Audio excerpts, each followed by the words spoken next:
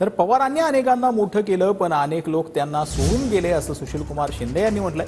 काही लोक आमिषाला बळी पडले असं देखील सुशीलकुमार शिंदे यांनी म्हटलंय। ज्या पद्धतीनं पवार फिरतात तेवढी माझी ताकद नाही असं देखील सुशीलकुमार शिंदे यांनी म्हटलं। दुर्दैवानं आमच्या समाजामधले अनेक लोक पुढे आले त्यांच्या कर्तृत्वामुळे, पण नंतर एक एक त्यानं सोडून गेले। हा सर्वसमावेशक अशा प्रकारची जी सोशल चेंजची प्रक्रिया आहे ती कुठेतरी बदलण्याचा कार्यक्रम भारतीय जनता पार्टी करते आहे। पण काही थोड्या लोकांना आमिष दाखवून हे लोक काही करण्याचा प्रयत्न करतात, त्याला ते बळी पडत नाहीत आणि पडू नये।